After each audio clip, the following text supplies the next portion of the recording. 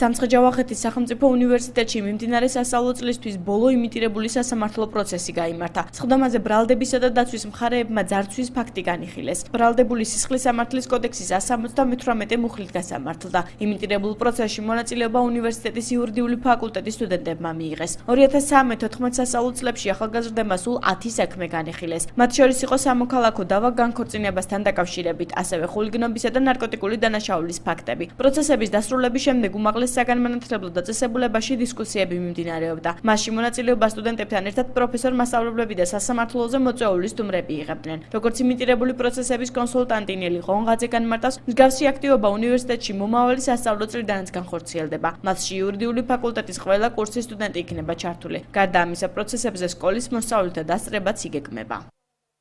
ძალიან დიდი სურვილი აქვს ამავე დროს დაგვესწრონ სკოლის მოსწავლეები. ამასთან დაკავშირებით ჩვენ განათლებისა და მეცნიერების სამინისტროსთან მემორანდუმის გაფორმების თაობაზე გავაგზავნეთ ხელშეკრულება.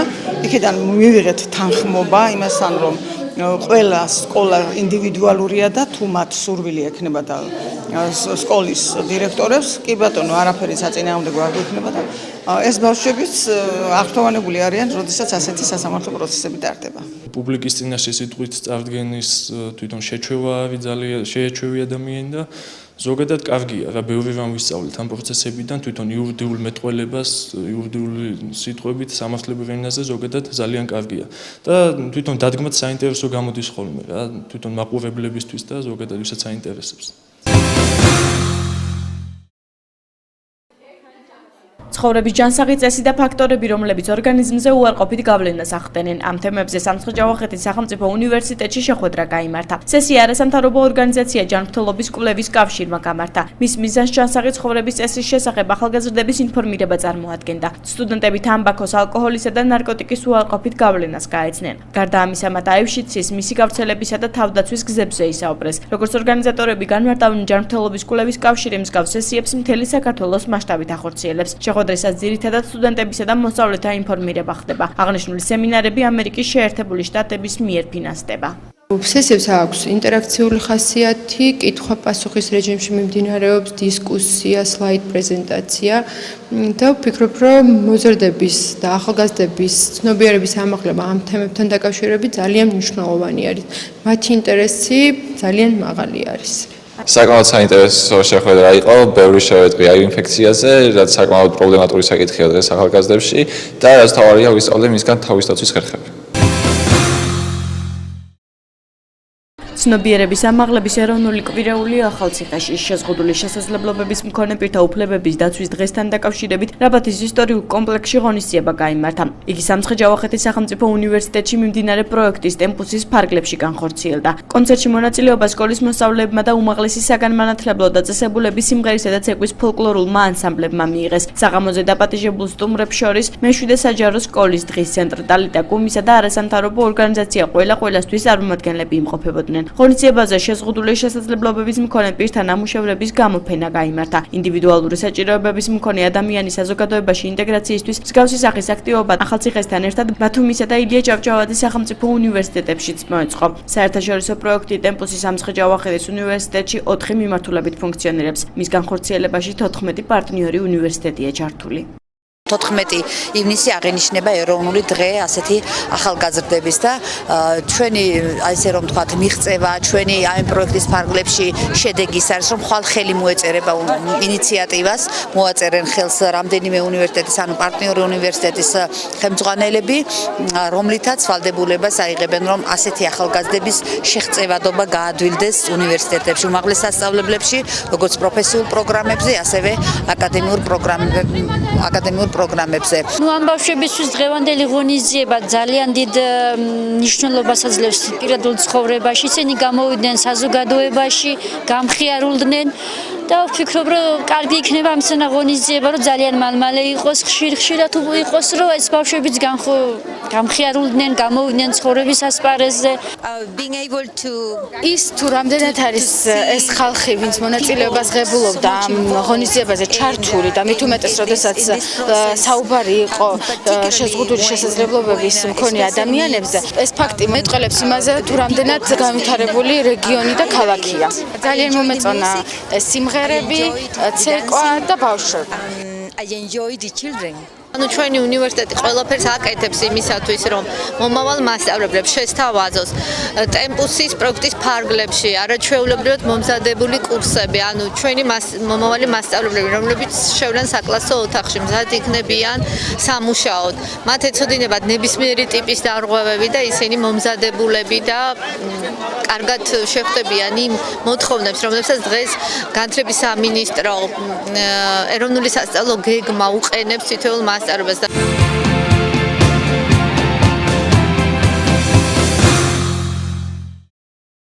მოგესალმებით, დღეს ჩვენი სტუმარია სამცხე ჯავახეთის სახელმწიფო უნივერსიტეტის პროფესორი ბატონი მალხაზ ლომსაძე, იურიდიული ფაკულტეტის დეკანი. მოგესალმებით ბატონო მალხაზ, როგორც ვიცით, ახლახანს დაიწყეთ მუშაობა უნივერსიტეტში და რაც გვეტყვით თქვენი საქმიანობის შესახებ.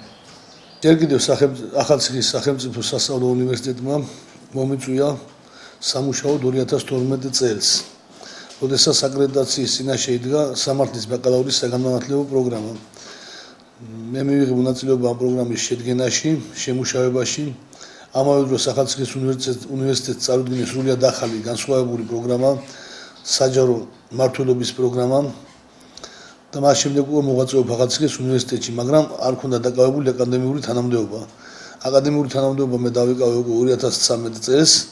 ხოლო მას შემდეგ უკვე, როდესაც უმაღლესი განათლების შესახებ კანონში შევიდა ცვლილებები და კანონმა მოითხოვა, რომ დეკანის თანამდებობა დაეკავებინა მხოლოდ არჩეული პროფესორს, ამის შემდეგ უკვე მე მიმართე განცხადებით თვითონ ფაკულტეტის საბჭოს და ფაკულტეტის საბჭომ მხარი დამიჭირა დეკანის მოვალეობის შემსრულებლის პოსტზე. შემდეგ უკვე გამოცხადა თვითონ დეკანის არჩევნები და 2014 წლის 18 თებერვლიდან უკვე ვარ სამცხე ჯავახეთის სახელმწიფო უნივერსიტეტის იურიდიული ფაკულტეტის დეკანი. პროფესიით იურისტი ვარ. დაცული მაქვს სისხლის სამართლის მიმართულებით დისერტაცია. ვარ 18 წიგნისა და მონოგრაფიის ავტორი. რამდენიმე ათეული სამეცნიერო ნაშრომის სტატიის ავტორი და დღესდღეობით ვეწევი მოღვაწეობას სახელმწიფო უმაღლეს სასწავლებლებში და ვასწავლი სისხლის სამართლის პროცესს, სისხლის სამართლას და ზოგადად ყველა იმ საგანს, რომელიც სისხლის სამართალთან არის დაკავშირებული. თქვენი აზრით აქტიურობენ თუ არა სტუდენტები ჩვენს უნივერსიტეტში? იცით რა არის, 1997 წლიდან გვეთხოვთ მე ლექციებს სხვადასხვა უმაღლეს სასწავლებლებში. თითქმის ყველგან ერთი და იგივე სურათი გვხვდება უმაღლეს სასწავლებლებში. არის ნაწილი სტუდენტების, რომლებიც აქტიურობენ და საკმაოდ კარგი შედეგებსაც ავლენენ და არის ნაწილი სტუდენტებისა, რომლებიც არ აქტიურობენ და ზოგადად ეს უკვე მათ აკადემიურ მოსწრებაზე საესახება. ეს ყოველთვის ასე იყო ხოლმე, ყოველთვის ასე იყო უმაღლეს სასწავლებლებში, თვითონ ჩემი სტუდენტობის პერიოდშიც ასე იყო. ნაწილი იყო სტუდენტებისა, ვინც სწავლობდა, იყო ნაწილი სტუდენტისა, რომელიც არ სწავლობდა, მაგრამ საერთოდ არ სწავლობენ, ამას ვერ ეტყვი. ცდილობენ რაღაცის სწავლას, რა თქმა უნდა, ცდილობენ რომ რაღაცა განათლება მიიღონ, შეეძინონ, მაგრამ სამწუხაროდ ზოგს გაცნენები აქვს, არ დადიან ლექციაზე, ან არ უსმენენ და ასე შემდეგ, და იქიდან გამომდინარე, ცუდი აკადემიური მოსწრება აქვთ მათ. ნაწილი როგორც ითხარით, კარგად სწავლობს და ვფიქრობ, რომ მომავალ შელებად გააგრძელებენ კიდევაც სამაგისტრო პროგრამაზე სწავლას და არ არის გამორიცხული ერთ-ერთი რამდენიმე სტუდენტი თვითონ სადოქტორო პროგრამასაც დაეუფლოს და მომავალი დოქტორი გახდეს, პროფესორი და შესაბამისად სათანადო კადრები. როგორ შეფასებთ იურისტების სწავლას? მომავალში თუ იქნებიან ისინი კარგი მოსამართლეები ან იურისტები? რა თქმა უნდა, ეს ყოველთვის არსებობს ასეთი რაღაცა.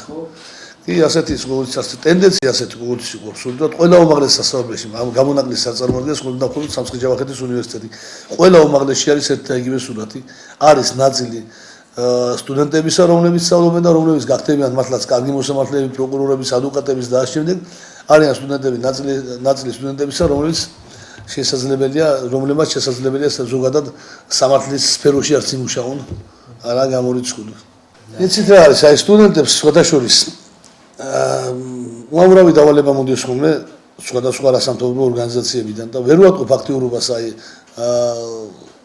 მასიურად სტუდენტებს ვერ ვატყობ აქტიურობას რომ მიიღონ მონაწილეობა და ამა თუ იმ დაგემული ღონისძიებაში თავს არიდები ხოლმე ხშირად და თავს როს არიდებს სტუდენტი და თვითგანვითარებაზე არ ფიქრობს ეს უკვე პრობლემის წინაშე აყენებს თვითონ მის განათლებასაც რა ეს ამის მიზეზი თქვენ ამის მიზეზი? აი ეს უკვე ამის მიზეზს მართლა ნამდვილად ვერ გეტყვი, უკვე ეს თითოეული სტუდენტს უნდა დაუშვათ ამის თავაზე კითხვა და ისინი გაგვცემენ პასუხს. რას ურჩევთ ჩვენ სტუდენტებს? ახლა იცით რა არის, საბჭოური პერიოდის ის მახსენდება ხოლმე ლენინის ლოზუნგი ასეთი სწავლა და სწავლა.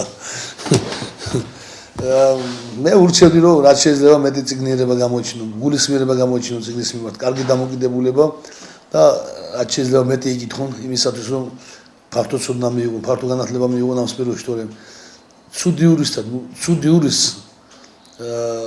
კარგი მუშაჯობია. კარგი გაგებით გამიგეთ რა.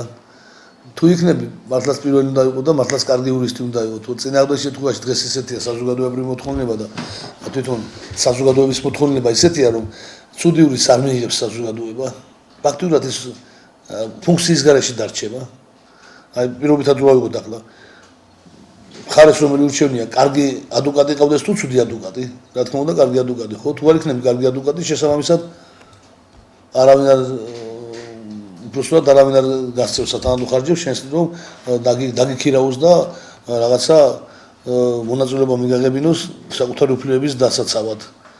ან რაღაცა ინტერესები რო შეეხული კონკრეტული პირის, არავის არ აქვს სურვილი რომ სუსტი ადვოკატი ყავდეს და იცავდეს მის ინტერესებს. ამიტომ ჯობია რომ რაც შეიძლება მეტი წიგნიერება გამოიჩინონ, მეტი გულისმიერება სწავლისადმი, კარგი დამოკიდებულება და ჩამოყალიბდნენ კარგი იურისტებად და კარგი იურისტად ჩამოყალიბება განათლების გარეშე და ცოდნის მიღების გარეშე არ არსებობს. ძალიან დიდი მადლობა რომ დაგვიტმეთ დრო და წარმატებებს გისურვებთ.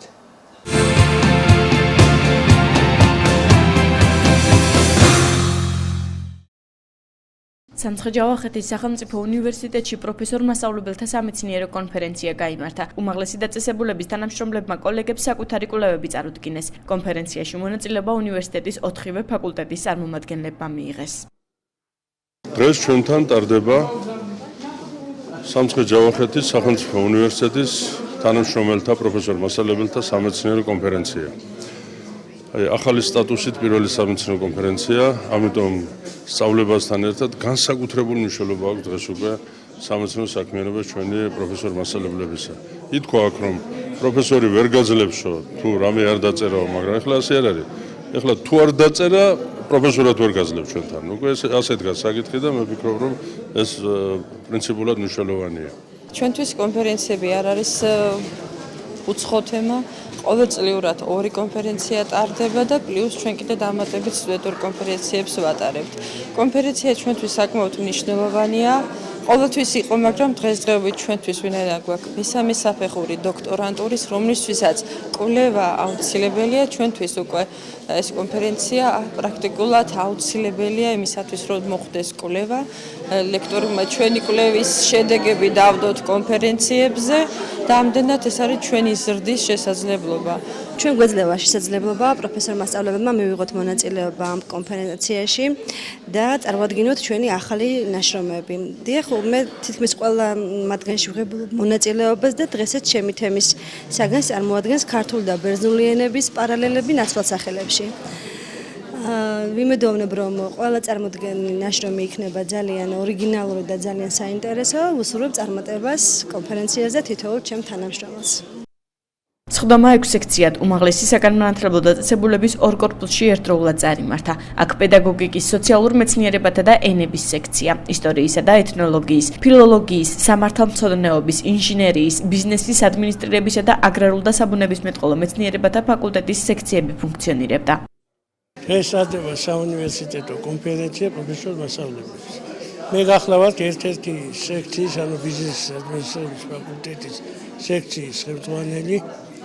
მოხსენებელი ვყავთ 13 და იმედ ვიტოვებ იქნება ძალიან საინტერესო, როგორც ტრადიციულად. ეს წარადგება როგორც პროფესორ-მასწავლებლებს, ასევე უნივერსიტეტის კვლევებს და მომავალს.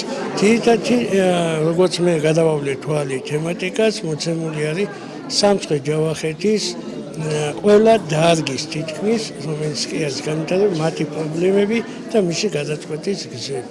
მოკლედ დღევანდელი სექცია აერთიანებს განათლებას და ჟურნალისტიკის მიმართულებებს. ერთ-ერთი ხელმძღვანელი მე გახლავართ და ჩემი თემა არის კითხვის სწავლა და მასთან დაკავშირებული სიძნელეები. რატო გვაქვს კითხვის პრობლემები, როგორ შეიძლება მათი აღმოფხვრა, მოყვანილია სტატისტიკა და ზოგადად შეზღუდული შესაძლებლობის მქონე პირების ჩართვას სასწავლო პროცესში იმდენად, რომ ეს პრობლემა, ანუ რომელსაც ვიწრო წრეებში იცნობენ დისლექსიის სახით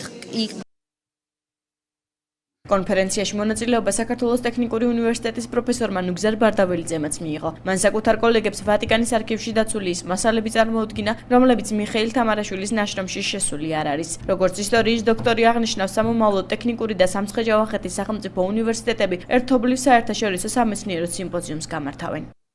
ეს არის ერეკლე მეორეს წერილი ლუდოვიკო ვიტენბოელთან, რომელიც თბილისიდან ახალციხეში გამოუგზავნა 1760 წელს და რაღაც სიმბოლურიც არის, მეც აი თბილისიდან ჩამოვედი ახალციხეში, რომ აი ეს მათ შესახებ, აი ერეკლე მეორეს წერილის შესახებ, რომელიც ორიგინალიც პირველად ქვეყნება, არ იყო გამოქვეყნებული, მის შესახებ გავაკეთო მოხსენება. პროფესორმა სწავლებელთა სამეცნიერო კონფერენცია სამცხე-ჯავახეთის სახელმწიფო უნივერსიტეტში წელიწადში ორჯერ სასწავლო წლის დასაწყისსა და დასასრულში იმართება. თანამშრომელთა ნაშრომები კი შემდეგში უნივერსიტეტის გამომცემლობაში წიგნად გამოდის.